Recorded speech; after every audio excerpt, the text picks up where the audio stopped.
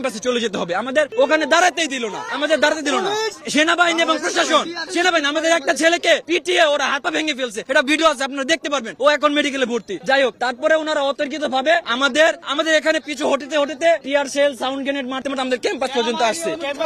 এরপরে আমরা ক্যাম্পাসে ঢুকছি, ওনারা ক্যাম্পাসে ক্লিয়ার করতে গেছে, ওনারা ক্যাম্পাসে পর্যন্ত গেছে, আমাদের গেট ভাঙছে, গেট ভেঙে ক্যাম্পাসে আমাদের মেন প্রশাসনিক ভবনে গিয়ে সাউন্ড গ্রেনেড টিয়ার সেল মেরে আমাদের আহত করে আসছে। হ্যাঁ, ঢাকা কলেজের ভিতরে চাইলে আমাদের গেট পর্যন্ত গিয়ে দেখতে পারেন, আমাদের গেটটা ভেঙে ফেলছে। এখন বুঝলেন,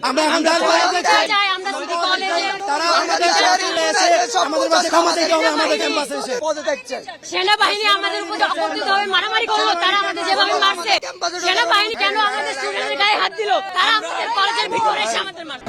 আজকে তো ঝামেলা তো অন্য কিছু না, এটা হচ্ছে ঢাকা কলেজ এবং সিটি কলেজের কিছু তুচ্ছ ঘটনাকে কেন্দ্র করে দুই কলেজের মধ্যে মারামারি। তো ছাত্রদের মধ্যে যখন মারামারি ঢিলাঢিলি হচ্ছিল একেবারে সায়েন্স ল্যাবে, তো ওই সময় আমরা বারবার বারণ করেছি যে আপনারা এই মারামারি করে নিজেদের মধ্যে হতাহত হওয়ার দরকার নাই, আপনারা দুই পাশে দিকে চলে যান। তো আমরা ডিসপার্স করার চেষ্টা করেছি যে এদিকে সরাই দেওয়ার এবং সিটি কলেজ যারা আছে তাদেরকে সরাই দেওয়া। ওরা চলে গেছে, কিন্তু ঢাকা কলেজে যারা আছেন তারা এখানে চলে আসছে, কিন্তু তারা তারপরে রাস্তার উপরে ছিল। এই জন্য আমরা এখানে অবস্থান নিচ্ছি যেন আর নতুন করে কোনো কিছু না ঘটে। এখন পরিস্থিতি স্বাভাবিক না, এরকম কোনো কিছু তো ওই রকম আমরা যে মারধর করছি এরকম কোনো কিছু নাই।